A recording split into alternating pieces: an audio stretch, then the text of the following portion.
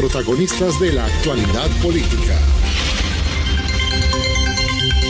Son las 2 de la tarde, 25 minutos. Nosotros continuamos con Actualidad Política por Telemedellín Radio y por el periódico Inforiente. Saludos a quienes nos ven y nos escuchan. Un jueves muy cargado de noticias, Carolina, todas casi de última hora.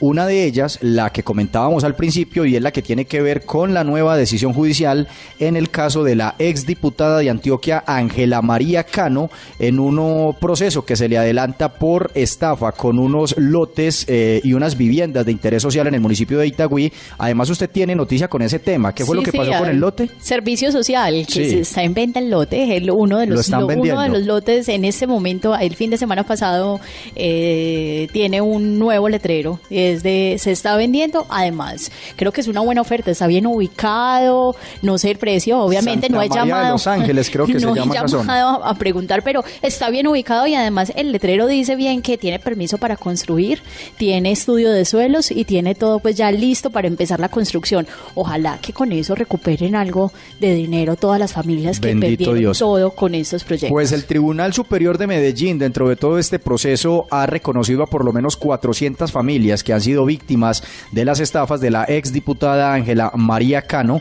El abogado John Morales representa a varias de esas familias. No vayamos aquí a preguntar cuál de los dos Morales es el bueno y es el malo. Hagamos de cuenta que los dos somos buenos. Abogado John Morales, bienvenido a Actualidad Política de Telemedellín Radio y cuéntenos qué es lo que hay de nuevo con este caso de Ángela María Cano. Efectivamente hablas con el bueno. Respecto del caso... Si usted lo dice, yo no me voy a poner a pelear con un abogado. Ángela María Cano, hoy el Tribunal Superior de Medellín, en la segunda instancia de este proceso, es decir, la instancia definitiva en términos ordinarios, ha confirmado la sentencia que profirió el Juzgado Primero Penal de Itagüí hace un año, donde encontraron responsable de varios delitos a la diputada, a su esposo y a su yerno, por estafar a más de 400 familias en solo 2 proyectos en el municipio de Itagüí, sin contar que hay más investigaciones en curso. Hoy fueron condenados o ratificada la condena por el delito de concierto para delinquir agravado y por el delito de estafa agravada en masa, pero los absolvieron del delito de gestión indebida de recursos sociales. Lógicamente, al haber una absolución, se redujo la pena, que inicialmente era de 180 meses de cárcel, a 138 meses de cárcel.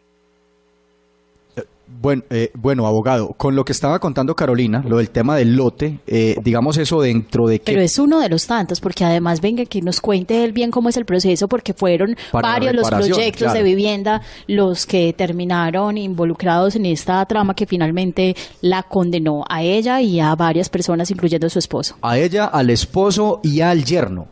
Es una familia completa la que está ahí metida en ese proceso de estafa. Respecto del lote, como estamos en Colombia, aquí suceden cosas muy extrañas. La venta de ese lote no es para las víctimas.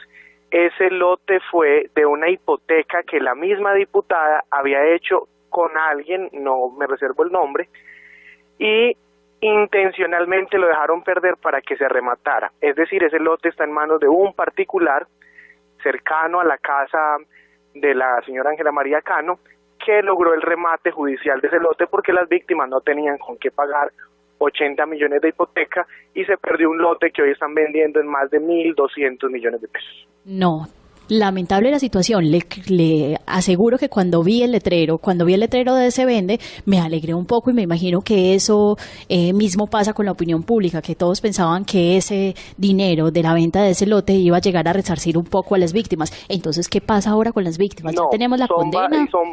Son varios lotes, inclusive sí. Los lotes que quedan en este momento han sido cedidos a otra constructora para que revenda nuevamente el proyecto. Detrás de ese lote que usted vio ahí están los lotes donde iban a quedar las torres de edificios, porque el proyecto inicial contemplaba comercio y vivienda. El parte de comercio se perdió, la parte de vivienda se está revendiendo, y escuchen muy bien, personas que dieron 50 millones de pesos, hoy les están ofreciendo a cambio la devolución de 6 millones de pesos.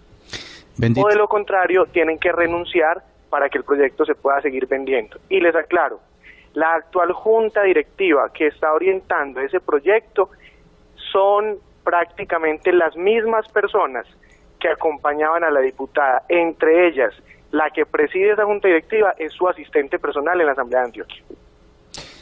Bendito Dios. Y pues precisamente por allá iba mi pregunta, abogado, porque normalmente en este tipo de situaciones siempre resultan inmersos y salpicadas muchísimas más personas porque es un negocio tan grande y es una situación que, digamos, impacta a tantísima gente que no solo entre 2 o 3 lo van a estar coordinando. ¿Se ha podido establecer de pronto dentro de esa investigación cuántas más personas, de pronto algunos funcionarios públicos también podrían estar inmersos en esa situación ya comprobada ¿cómo se llama, hombre? Se me escapó la palabra, de estafa. El concierto para delinquir denota de una vez que existen varios involucrados. Digamos que en este momento condenados está la señora Ángela María Cano, su ex esposo y su yerno, pero el juez de primera instancia en Itagüí ordenó compulsar copias para investigar a los demás miembros de la junta directiva e investigar a funcionarios sin ser específicos de la alcaldía de Itagüí, que inclusive el proyecto, y es un dato muy curioso, cuando se estaba vendiendo incluida la reforma del POD de Itagüí para que dejaran hacer esas torres ahí. Es decir, ya ellos tenían el negocio montado desde adentro y la alcaldía de Itagüí nunca adelantó ninguna acción, pese a que las víctimas enviaron decenas de derechos de petición y decenas de quejas sobre el proyecto, y a la fecha nunca han hecho absolutamente nada. Bueno, yo familiares de la diputada en la actualidad de su primer grado trabajan en la alcaldía de Itagüí.